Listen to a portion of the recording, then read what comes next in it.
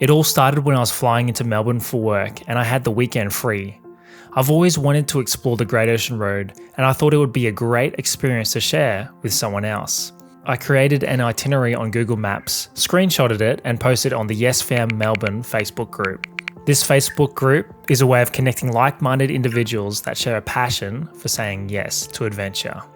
The next morning I met Jesse in the city for coffee and we started our journey on the Great Ocean Road.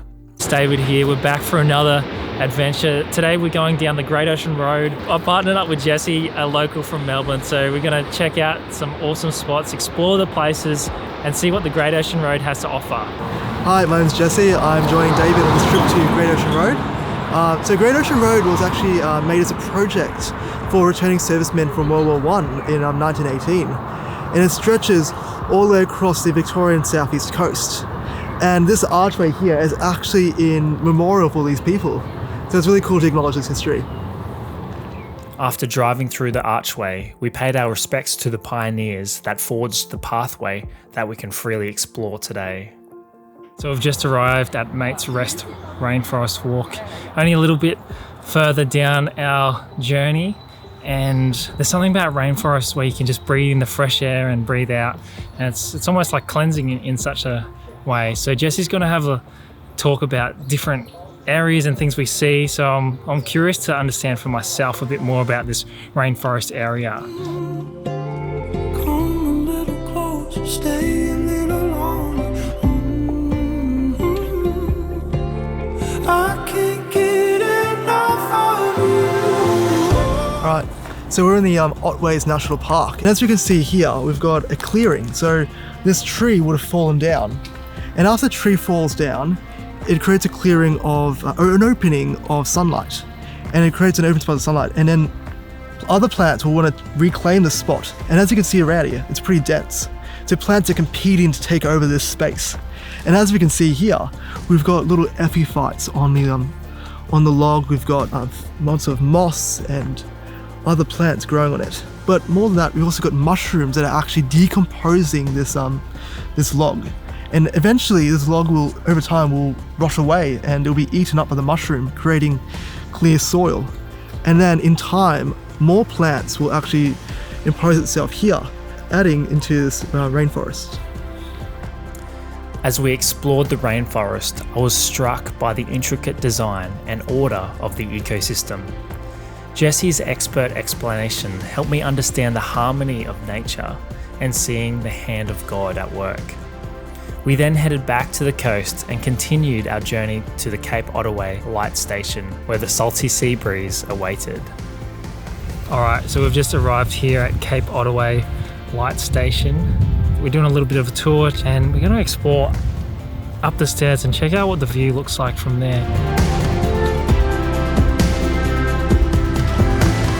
Cape Otway Lightstation is the oldest lighthouse on the mainland. There was one at Sydney Harbour, but it fell down and therefore we've now become the oldest one. The most significant thing about this lighthouse, it's a landfall lighthouse, and that means it was the first time that the English immigrants saw land after their 3 to 4 month trip over here by ship, and this is why the sailors called this lighthouse the Beacon of Hope. The tour guide's words about the light station being a beacon of hope reminded me of my faith and journey with Christ. I am called to let my light shine before others, even in the storms and challenges of life. I shouldn't hide my light, but continue to share with others as my stories are helping others. This truth anchors me and gives me the strength to continue shining the light for Jesus. Our journey then took us down Gibson Steps. The 86 steps were carved into the face of the cliff by local settler Hugh Gibson. Hugh Gibson worked on the route originally used by the Kirrawong people. I have never seen any of these cliffs in my life before. From Queensland, Harvey Bay, you don't see any of this. And just to experience the sheer drop. We're on the edge of Australia pretty much. So we're in the southern edge of Australia and it's just beautiful. It blows my mind to see how big these cliffs go and just the different colours. So awesome. As we headed back up Gibson Steps, it was time to check out the iconic 12 Apostles. The 12 Apostles, like so many natural wonders, are a powerful reminder of the greatness of our Creator. As I gaze upon these towering rock formations, I am struck by the parallels between them and the 12 Apostles of Jesus, chosen by Him to spread the good news of God's love to the world. Just as the 12 Apostles faced many challenges and obstacles in their mission, so too do these massive stones, standing strong against the relentless pounding of the sea.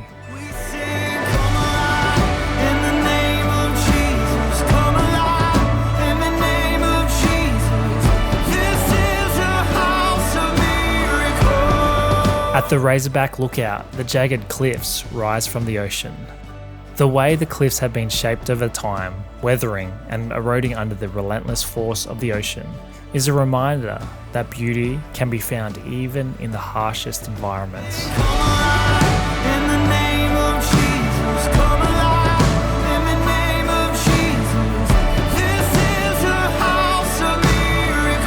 Moving on to the entrance of the Loch Ard Gorge, we walk down and see a wall of stalactites. The formations have been made as mineral-rich water drips from the roof of the cave and slowly builds up layer by layer.